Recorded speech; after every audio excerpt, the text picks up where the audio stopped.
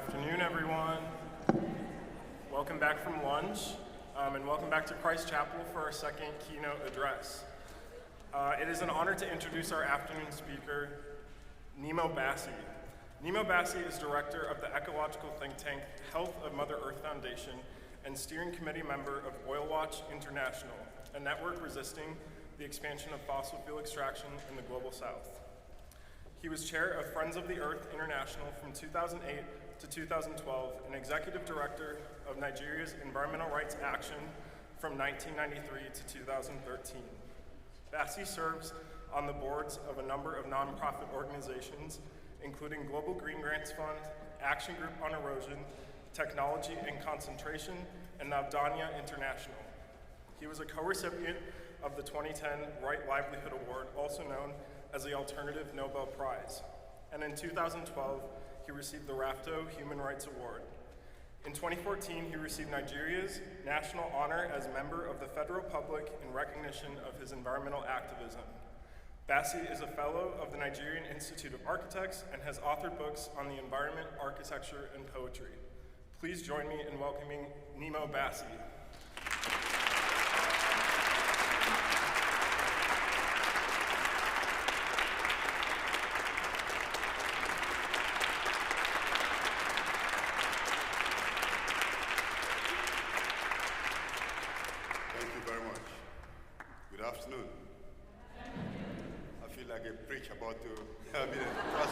About to make a preaching. This is such a beautiful hall. I hope you come here frequently. My thanks to the Students' Working Committee, to Greta and James and the rest who have made it possible for me to share in this very important conference. The 25th anniversary is a very significant milestone, and I believe that this would be my memory for a long time. Listening to Dave this morning was very important for me because I've tried to follow the struggles of the First Nation in North America, as well as in Latin America, and the struggles across Africa and Asia of peoples who have been colonized and who are being exploited by different forces. And I found this analysis excellent and enriching. And I'm going back home with a lot of additional knowledge. So I thank you so much for inviting me, and thank you for being here. So today I will be speaking very briefly, perhaps not more than 3 hours, on climate justice and the struggle for human dignity. As you've heard already, I'm from Nigeria, and I consider Nigeria to be at the beginning of the pipeline to climate change, mainly because we have the most contaminated oil fields, and oil has been extracted in commercial quantities in Nigeria from 1958. All the oil majors are at play, and they don't respect the environment, neither do they respect the communities or the people. So it's been a continuous struggle with all kinds of results, but nevertheless the people are standing strong. So I'll be sharing some of the struggles as well as efforts across the continent to stem the tide of exploitation and environmental degradation. Now, Africa is actually totally awash in fossil fuels, coal, gas, and oil. And new gas fields are found regularly.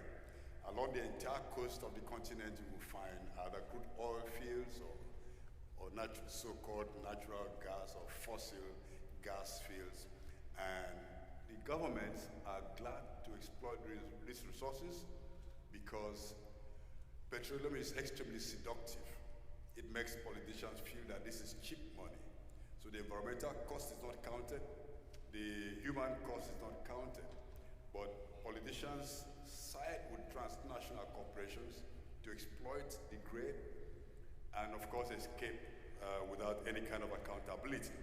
And all we've been doing most of our struggles, starting with the major struggles by, I hope you know about Ken Saro-Wiwa, one of Nigeria's foremost environmental and minority rights activist who was executed by the Nigerian state on 10th November 1995.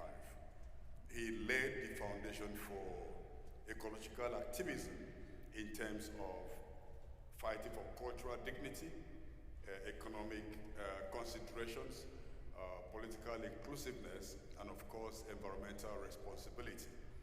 And I learned a lot from him, both as a writer, as an activist, and I and some of my colleagues believe that his blood was not shed in vain, that we must keep on the struggle. Right. At the beginning of 2019, we had a very unusual cyclone on the southeastern coast of Africa, Cyclone Idai. It wreaked havoc on Madagascar, Malawi, Mozambique, Zimbabwe, and the economic destruction amounted to about $2 billion and about 1,000 people lost their lives. A few weeks after Idai, we had Cyclone Kenneth.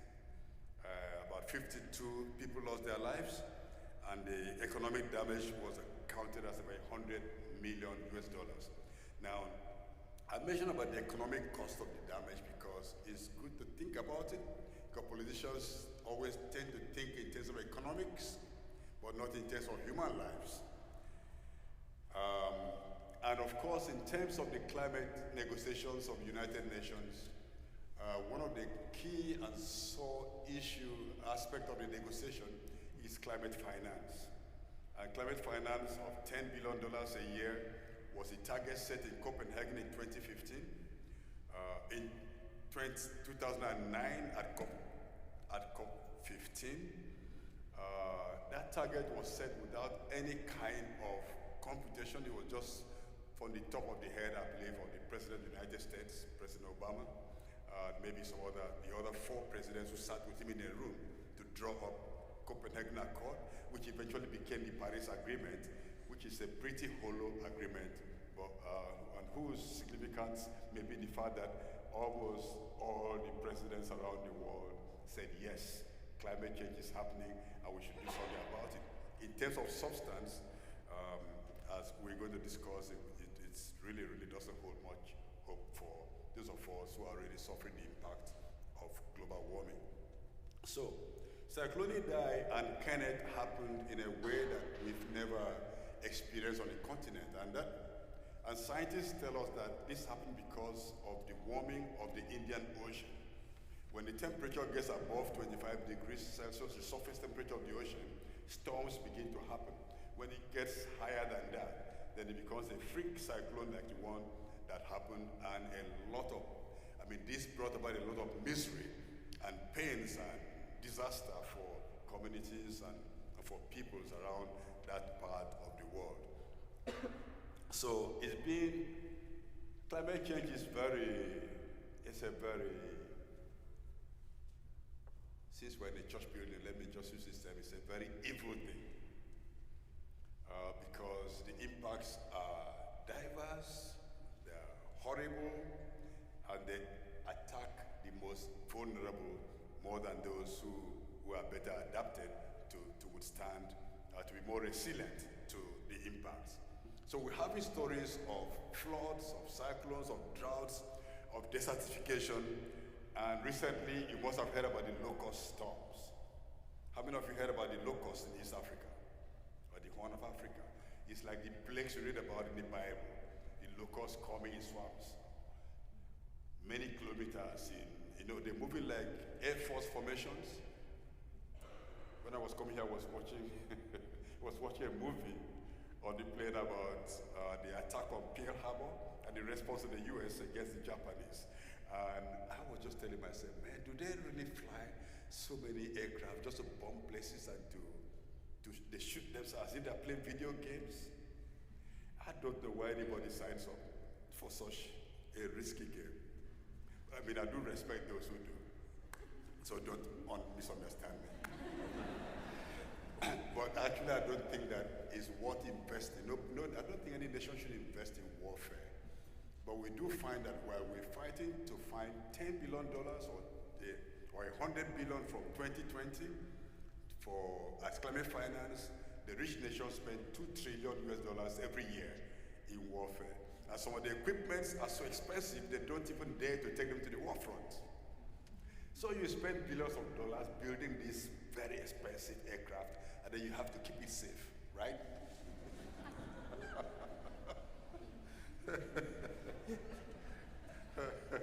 I really find it very funny because why did you build it if you're not going to use it? And then you just lock up the entire cash, and people are dying from storms and floods. I can't understand it.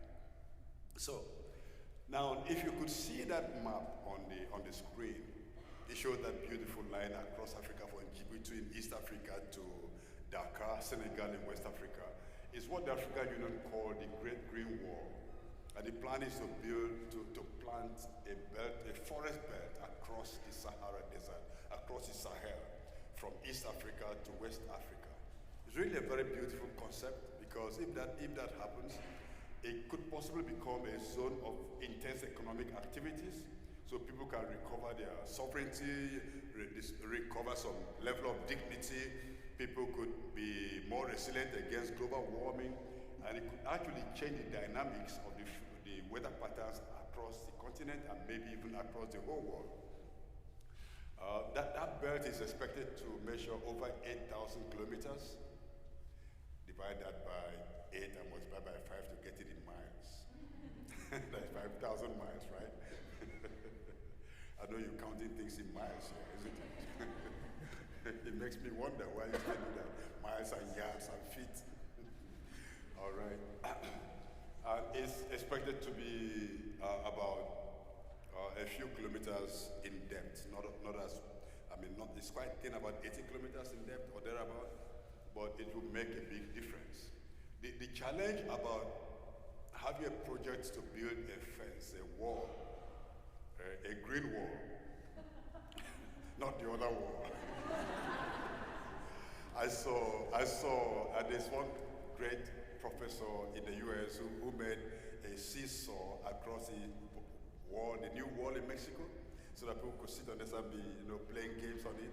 And I think that's a brilliant idea. I would like to go there and play with that seesaw. So this green wall would actually make a big difference. But in my country, the government has an annual ritual of tree planting. And so all the TV cameras will be brought around, and politicians will plant trees and go away, and then the trees die because nobody takes care of the trees. And so the next year they go back, plant more trees, take pictures, we're doing something about climate change, but the trees will not die. Would not survive except somebody takes care of the trees. So that needs really be done. There's a big challenge right now in taking care of the trees that are being planted. But a couple of years ago, I went to visit a farmer in Burkina Faso. In the northern part of that country, there's an old man called Yakubo Sawadogo. If you Google his name, you find him as the man who stopped the desert. He uses a traditional indigenous farming system, indigenous technology called the Zai method, to retain moisture in the soil, add some organic matter to it, and then he can grow crops on virtually any kind of soil. After spending some days with him and learning about this technique, I became very careful when I'm working on the earth, because I could see you're working on top of trees and plants and things trying to come up from the soil. The soil is not dead, it's not neutral. There are a lot of life going on beneath our feet. Sometimes we're very stubborn, we use concrete to cover things up, but then we'll do better to build resilience if we allow nature to teach us how to move forward. So as I said, I'm from Nigeria, from the Niger Delta, and that is the beginning of the pipeline driving global warming at one of the locations. The tar sands in Canada, all the oil mining sites around the world. Extractivism is very attractive to politicians because they see the petrodollars, and it doesn't matter what kind of political persuasion you are. If you are bent on extractivism, the result is the same. Whether you are a socialist or a capitalist or whatever, I've heard some politicians in Latin America saying they want to build socialism through extractivism. Before you construct a socialism, you would have already killed the people because the environmental impact of extractivism is devastating. Now, extractivism is best compared to amputation. Like if you go to a dentist, if a dentist will give you new teeth, well, that would be artificial, isn't it? A dentist cannot make a brand new tooth grow in your mouth if you're an old person especially. But dentists will take out, and extractivism is a system of extracting, of taking, not adding. And so every mine pit and every oil well, every gas pit, to me, is a crime scene. I'm going to show you some pictures of some of these crime scenes around my country. And just to take a pause here and say that climate change is not just a geographic manifestation. Climate change is highly political. It's a social and environmental justice issue. It's a gender issue. It's a political issue. It's an economic issue of economic domination. And we are seeing in the kind of solutions being proposed, especially in the multilateral negotiations, that rather than look for the real climate action, nations are driven by transnational corporations to dance around and build a series of false solutions, especially based on market mechanism. The problems are caused by the market. The market will not solve the problem. So our campaign is for real solution, and we continue to campaign against false solutions. When we say system change, not climate change, to me, it's not a slogan. It's something that calls for in-depth socio-ecological transformation in every nation, whether you are in the United States or you are in Morocco or South Africa or Nigeria. Wherever you are, we have a common planet, and we have to take actions from a certain mindset and a certain formulation. So, we have to work together to free the world of all forms of domination and exploitation. Neoliberalism, corporate globalization. We should be globalizing hope, like the Labia Campesina says. Globalize hope, and not misery, not exploitation. We have to fight against neocolonialism, especially the coloniality, the mentality that you have to follow somebody else's instruction. You have to play catch up. This is why I don't personally accept the terminology developing countries or underdeveloped countries or developed countries, because whoever defines what development means and whoever defines what progress means, who defines what growth is, who defines what the good life is, what are we looking for as human beings? Are we looking for accumulation of capital, industrial fabrications, or are we looking for how to live as humans together on the planet within the limits of what Mother Earth can sustain us? To me, that is the mark we should be aiming for. Friendships, solidarity, togetherness, fairness, love. Love is more powerful than hate. And I believe there's more love in the world, just that hate trumps everything.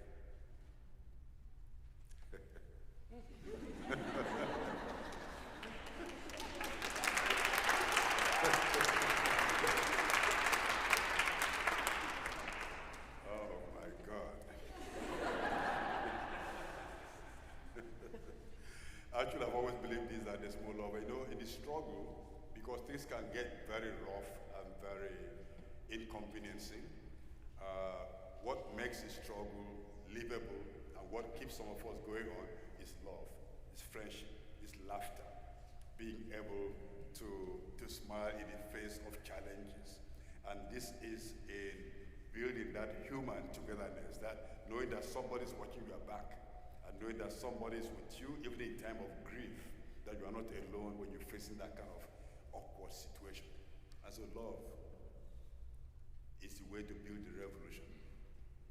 There's a book, thank you. There's a book with the title, The Revolution would be funny. And I really believe it, that we need to make it fun.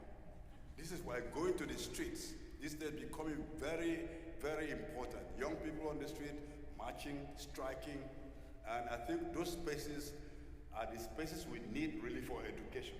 So that education is not restricted to the classrooms, but also conducted on the streets. And so I believe that you're building bridges between yourselves, and when you go out on those mass movements, find clusters to share information, to share knowledge, so that people know why they are on the street. Because a lot of people go to the street just for the fun. But that should be a time to capture them, because if they know why they are on the streets, then they're going to stand stronger in fighting for what is right.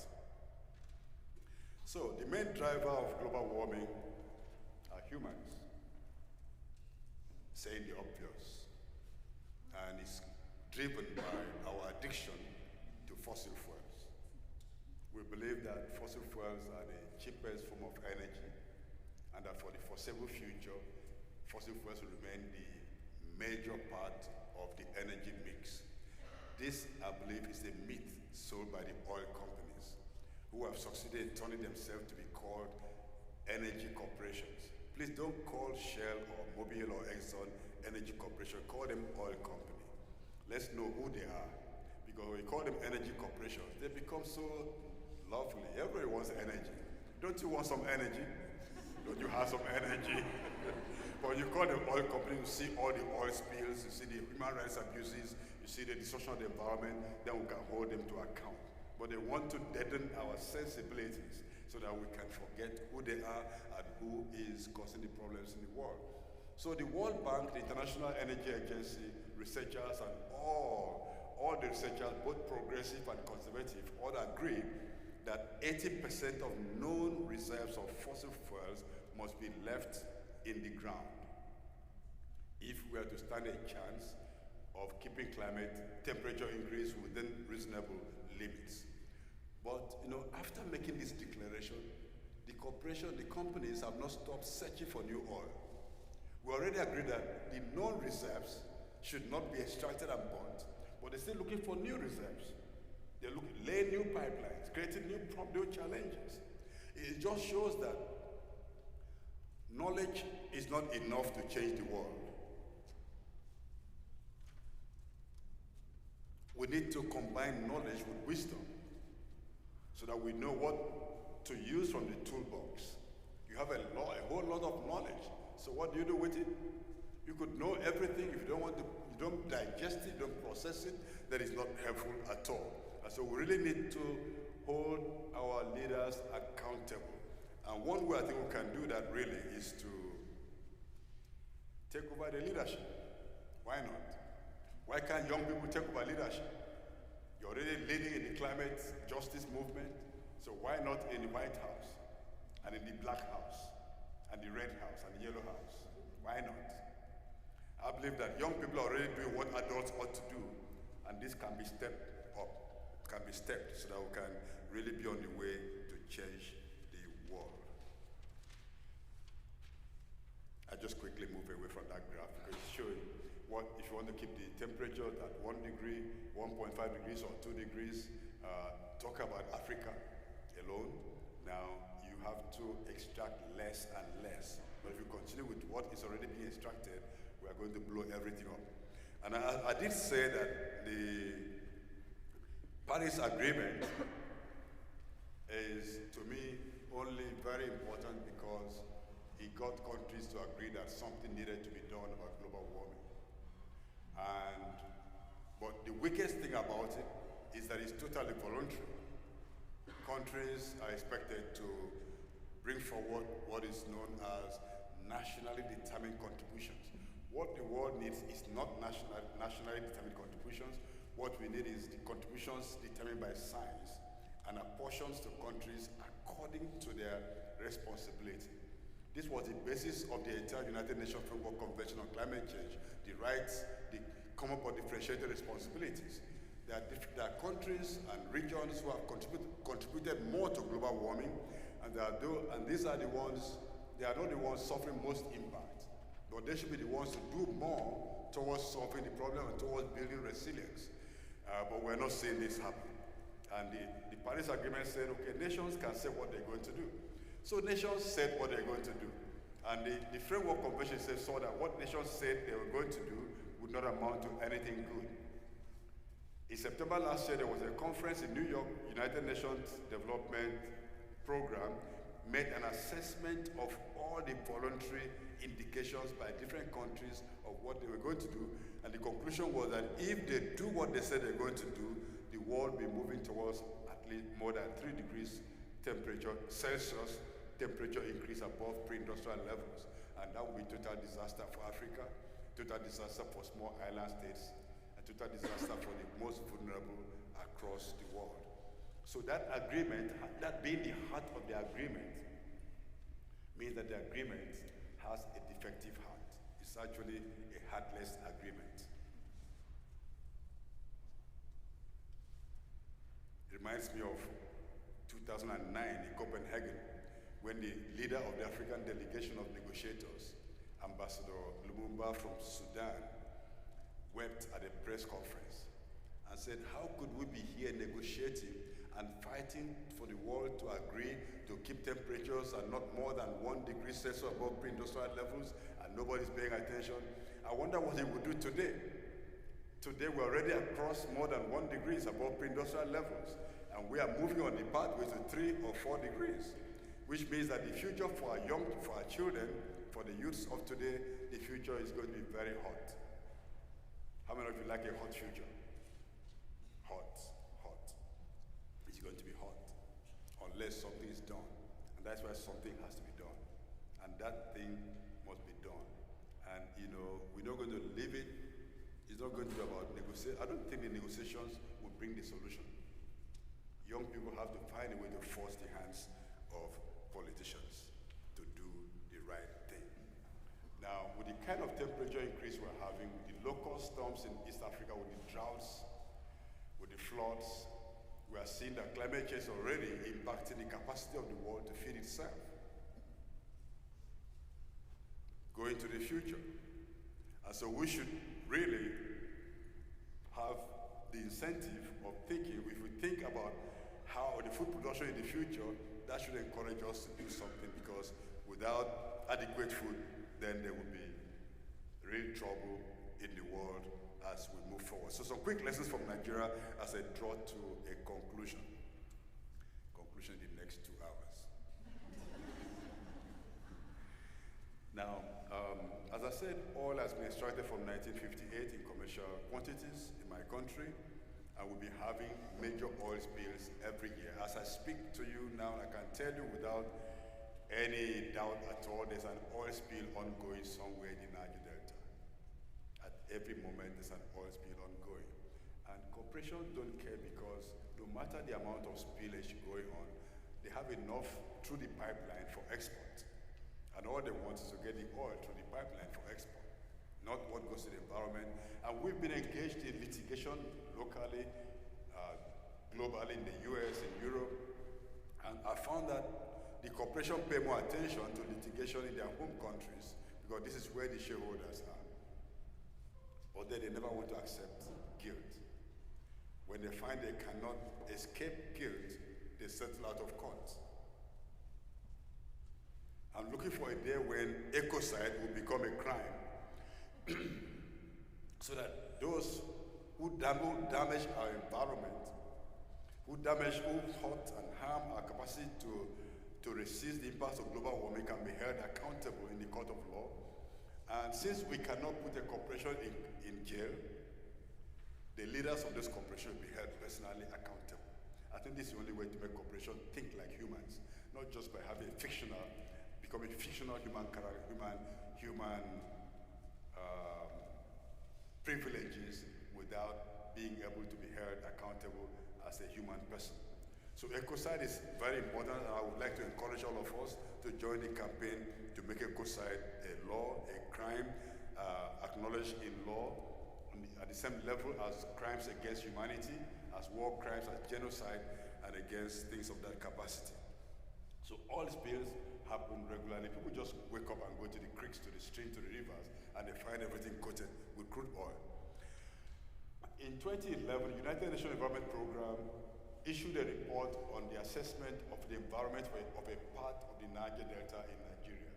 And one of the things they found was that in some places, the soil was contaminated to a depth of 5 meters. 5 meters. I hope you can convert that. 5 meters is pretty deep, huh? Yeah, it's quite deep. It's like almost 2 floors in a normal building that is about 10 feet height. So that'll be about 5 meters is almost 20 feet. So pollution goes as deep as that. Now, by last year, when the photo, that was an excavation of one of the locations, there's an effort to begin to clean up and restore the environment of this part of the Niger Delta. When the area was excavated, we found that the pollution has gone as deep as 7 meters right now. So for every year there's a delay, the pollution is getting deeper. And all the groundwater in that part of the region contaminated. All the surface waters contaminated. The crops, everything contaminated. And life expectancy is 41 years in that region. National life expectancy is 56 for women, 54 for men. In that region is 41 years. It's the lowest you can think about in almost any part of the world, and going back some years in history. In fact, some of us are living ancestors. Gas flaring is another thing. Gas flaring pumps thousands of tons, millions of tons of greenhouse gases to the atmosphere, and you find it dotted at least 200 places across the oil fields of the Niger Delta, adding to the problem of global warming. Pipes destroy the environment, destroy the forest. If you fly across the region, you find these pipelines crisscrossing everywhere, cutting through the forest, and destroying the biodiversity of the region, and thereby destroying the resilience of the communities, and also impacting the life forms who depend on the forest. You find also pipelines in communities, right in the middle, above the ground. And so when pipelines are broken by third parties, it's not because they had to look hard for the pipeline, because they are so easily available to be tampered with. Now there's a particular pipeline that is about to be built in East Africa from Uganda to Tanzania. It's called the East African Crude Oil Pipeline. It's going to about 1,400 kilometers of that pipeline will be heated because the oil from Uganda is it's waxy.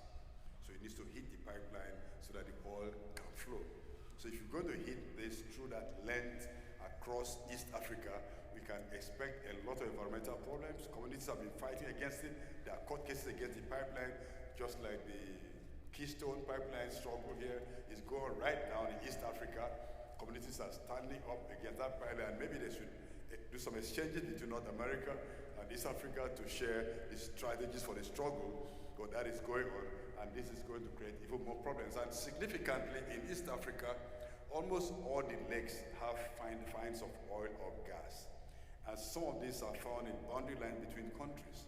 So we can see potential conflict, and this would further weaken capacity to withstand global warming. Now, talk about false solutions. The world is so addicted to fossil fuels, and we have to find a way to break that addiction. Because whether we like it or not, petroleum civilization is going to come to an end. So the issue is, should it end in an orderly manner, or do we wait until it becomes a cataclysm? Do we want it to happen haphazardly, or can we make it happen in a planned way? A planned way is for us to agree that we have to keep it in the ground. Keep the oil in the ground, keep the coal in the hole, and keep the tar sand in the land, and not extract or burn them. But this is not going to happen without a fight, and so we need to continue fighting for that. Right now, there's a plan by the King of Morocco and the King of Nigeria, the President of Nigeria, to build a pipeline from Nigeria to Morocco to pump gas to Europe. That in itself poses a big challenge because gas is presented as a clean energy, as a clean alternative to coal and oil, but so-called natural gas, which is actually fossil gas, is just as bad, if not worse, than other forms of greenhouse gases. So it's something we need to, as a people, and I believe humans are capable of finding alternatives to this kind of damaging products. Now, back to Paris. The Paris Agreement aims to build the goal of building global resilience to global warming, and that is excellent. But the aim also is to drive the world to net zero by 2050. Now, when you hear the word net zero, you should bring out your antenna and begin to question what is really happening. Because net zero means you continue your polluting activities, but prove that it's an equivalent absorption or sinking of the amount of carbon you are releasing in your polluting activities somewhere else. And so it means business as usual. Net zero just means that people are clever enough to show you that this is how much we are polluting, and this is how much is being absorbed somewhere else. And scientists are beginning to tell us that even the forests people depend on in the tropical world have almost reached their maximum capacity to absorb carbon. I don't know how true that is, but I do believe that trees are not carbon. Trees are living ecosystems. So we need to learn to see the forest as ecosystems that are living, that support communities, and not as carbon stock.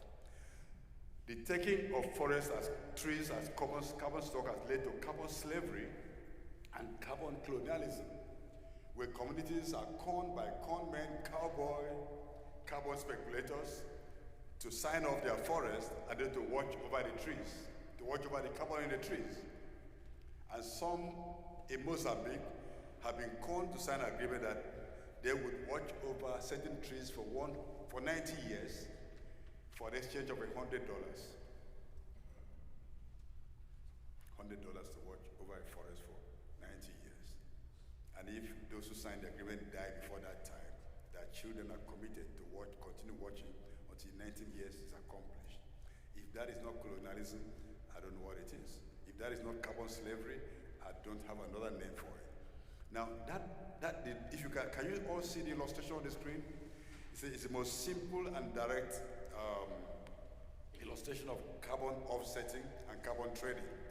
Now, the one that is half filled with carbon, the bubble is half filled with carbon. It shows that the industry is not polluting enough. So it has a space that it can actually sell. And so the industry that pollutes more can buy the empty space in the carbon, in the one that is not polluting enough, and continue polluting, and everybody is happy. Does that make sense? Doesn't make sense. What is needed is to stop pollution, not to pay somebody to continue polluting. But because of the money financial exchanges involved, people are happy to go along with that. So, okay, but if you know that this is the only way that we can stop pollution, but it doesn't stop pollution. The same thing as polluting and saying your pollution is captured by a tree in my forest. It doesn't stop you from polluting. It's the arithmetic that leads to net zero. But the truth is, nature does not work by arithmetic. Nature doesn't wake up in the morning and say, okay, today 1 + 1 is 2, or +3, or plus whatever. No. Nature doesn't do that. Nature is so complex, so intricate, that a teaspoonful of healthy soil has millions of living organisms. And nobody's going to tell me the cost of sustaining those organisms in that teaspoonful of soil. Another solution that is being found to fall solution is geoengineering, where some people believe they can brighten the clouds or make more snow or cut down a forest and cover it with artificial snow so they can reflect more of the heat coming from the sun, or genetically engineer plants to be white so that they can reflect more of the sun rays, or genetically engineer crops to absorb more carbon, or to fertilize the ocean with iron filings so that they can capture, promote algae bloom and then capture carbon. Now all these sound very interesting, and I do applaud climate engineers who invest in this, but outside of the laboratory, it's a big challenge because you can't carry out any of these examples any of these experiments on a small scale. It has to be on a planetary scale. And somebody's going to enjoy the benefits, somebody's going to suffer the impact. And all the climate modeling done so far shows that there will either be too much flooding in the tropical countries in Africa, or there will be too much drought, or there will be drought. And so either way, we are already in the hairline to suffer from climate engineers. So this to us is clearly a false solution. Another one is carbon capture and sequestration. Engineers are fabricating massive equipment to capture carbon. How am I doing with time? To capture carbon from factories, and then to sequester, to bury the carbon. And the question I ask is this: if you are able to capture the carbon that you produce from your factory in some very good drums or vats or whatever, then you bury them, there's nothing created by human beings that would last forever. Is there anything? If it's made by humans, it will not last forever. And so one day the carbon will come out. But that would not be in your own lifetime. So why do you commit this intergenerational crime? So false solutions delay solutions, and then they deflect the impact to generation yet unborn, and it's not ethical, it's totally immoral. And we should oppose that.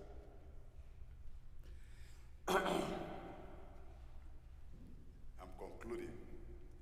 I know you're waiting for this. Always waiting for the last slide. But this is not the last slide. But anyway, one of my final thoughts is this.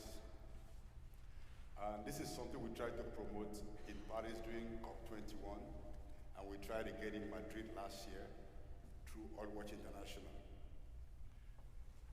When the Framework Convention of the United Nations Framework Convention on Climate Change when it was not based on voluntary mechanisms like Copenhagen Accord and Paris Agreement, countries were divided into Annex 1 and non-Annex 1 countries. Annex 1 countries were countries who were rich, industrial, and had contributed more of the carbon into the atmosphere, and they should do more. And non-Annex 1 countries were those who had contributed little or nothing.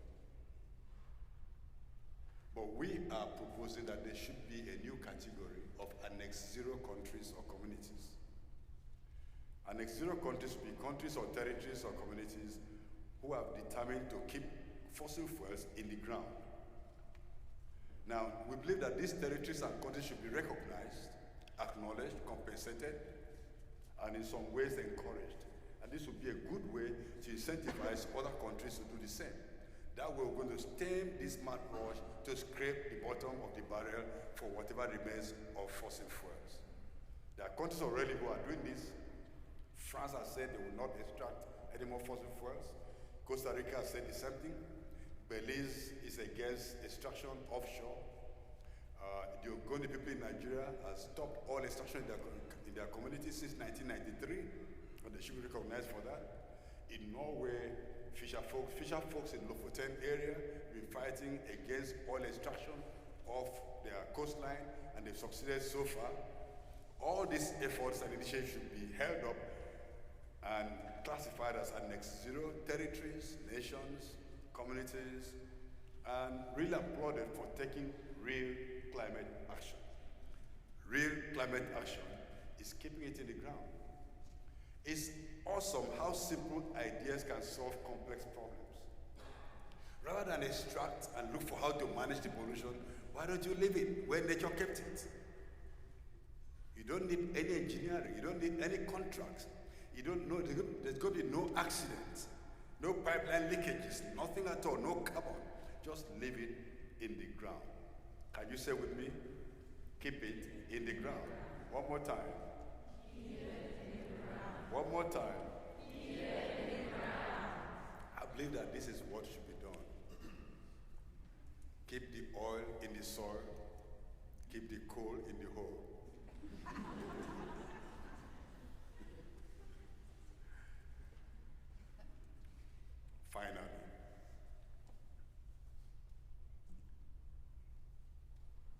said earlier, the struggle must be built on solidarity, on love, on getting to know ourselves.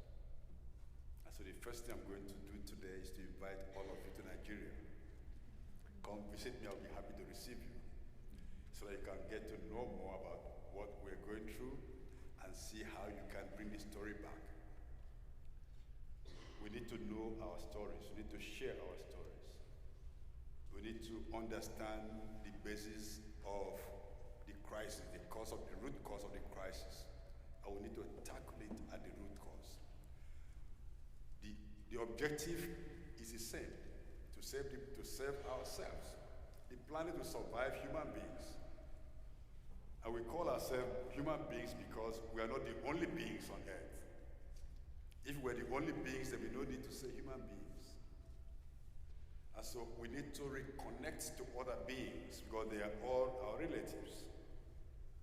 We are all children of the earth. From one parent. Whether you are using scientific terms or theological terms, we are all from one parent. And so there's no reason why we shouldn't work for the same objective. Our strategies may be different. Our pathways may be different. But the goal has to be the same: to fight for the survival of the species, to fight for dignity for human communities across the world, to fight to ensure that the rights of Mother Earth to reproduce and continue to keep her cycles is not disrupted by greed or by corporations thinking of nothing instead of accumulation of capital. So the struggle for global warming for dignity is a struggle to decolonize our minds. And I can see that we are already on that track. And I thank you very much for your attention this afternoon.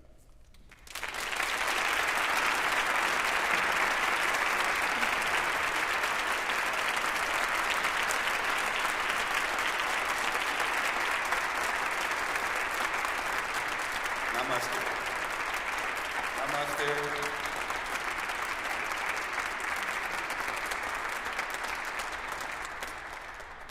We're now going to move into a question and answer session. So if you have a question, our facilitators will be around again with the microphone. So just raise your hand and we'll come around to you.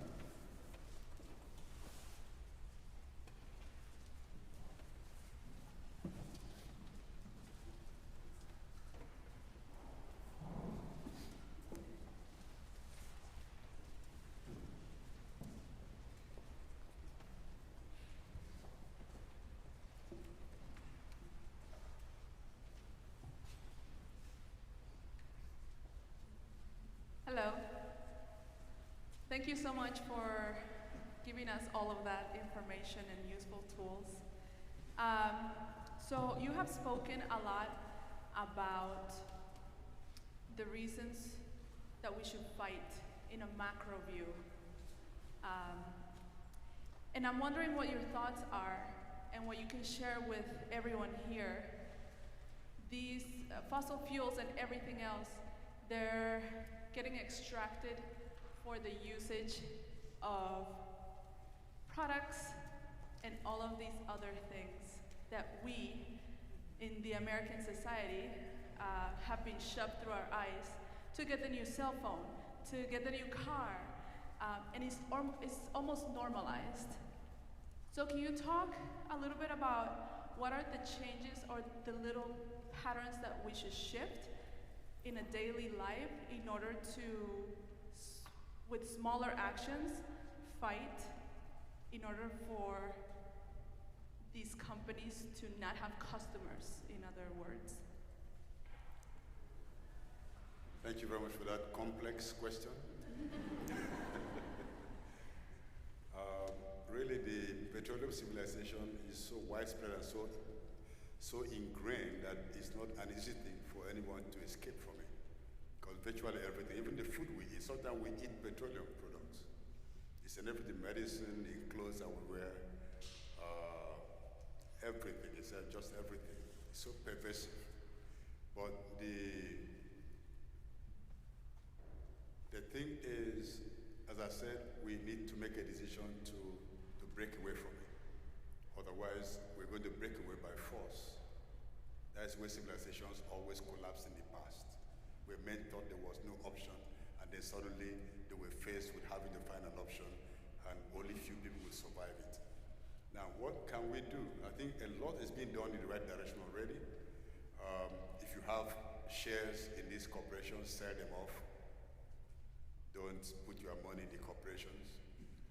For those who have investments in those corporations, encourage those you know who do to pull their money out, and support local farmers and eat local food. That's a very important way to do it. Also, when I say local, I mean small-scale farmers who are not growing food industrial ways or dependent on genetically engineered crops or toxic chemicals, because the small-scale farmers are the ones really cooling the earth. They are cooling the earth because they keep the soil healthy. The soil captures more carbon. They keep the greenery and the soil cover, and they're working much more to preserve the environment in a way that helps to fight global warming. Then just get into small groups to talk about these things and find ways of agreeing on what not to do. Where you can go on foot, go on foot. Where you can go on a bike, do go on a bike. Those are ways of. And if you can buy goods that are durable, please don't throw them away just because you can afford to buy a new one. We have a throwaway culture because the corporations want to keep on piling up profits. So that even to dispose of old products become a big problem. And in fact, a lot of electronic waste is being shipped to Africa. And this is a problem for us because if corporations were making things that are more durable, that last longer, there won't be such a rapid reproduction of waste. So when you get a thing, try to fix it and don't throw it away. I'm sure there are 1,001 ways of doing this according to one's reality. Yeah. So thank you for the question. It's food for thought for everybody. So I leave the ending open. Let the conversation continue. Then of course, if you do write, I write poetry, so you can write poetry, songs, paintings, whatever will provoke discussions, whatever can raise somebody's temperature, not the global temperature, to fight, please do that.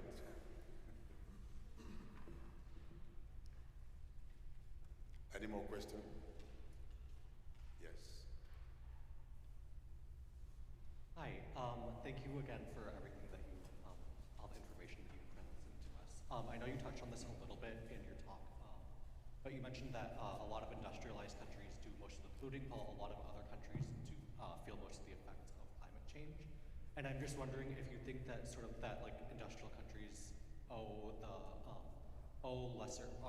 countries that are more adversely affected by climate change reparations of any kind, whether they be monetary or just like in terms of like humanitarian aid or anything like that. Yes, indeed. You know, when Copenhagen, I always reference Copenhagen. It was my first COP, and I was totally overwhelmed. Security threw me out of the COP for about 2-3 days before they admitted me back again, because I just couldn't take it. And I was leading Friends of the Earth at that time. We're really angry and upset. Now, when that conference collapsed, as far as climate justice activists were concerned, there was a convergence in Bolivia, Cochabamba, Bolivia, in 2010, at the People's Summit on Global Climate Change and the Right of Mother Earth. One of the resolutions was that countries who have taken up the carbon budget should pay a climate debt, a kind of ecological debt. So the climate finance that is being negotiated ought actually to be a climate debt, not a kind of, not a grant, and not a donation, not charity.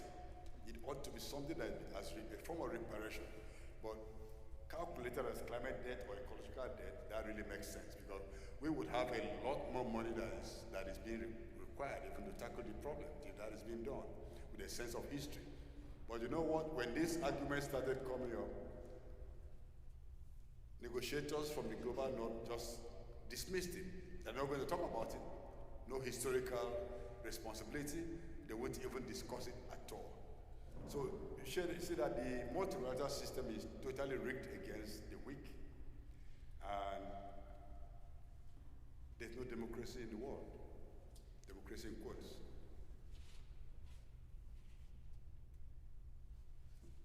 I hope I answered your question. We can talk about it further. But I do fully believe that there is a climate debt that needs to be paid.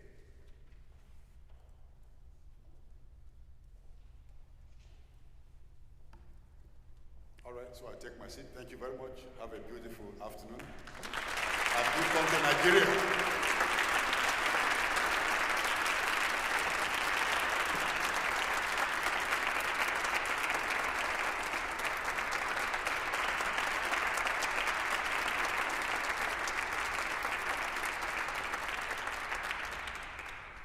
At this point, the conference will continue in Beck Hall with some more sessions, workshop sessions, and an interpretive walkthrough, and those are things that you will be able to find in your program.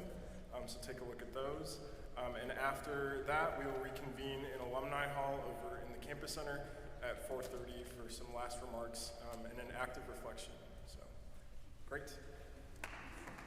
And a final reminder about the workshops. Remember that Francis Betleun's workshop will not be running.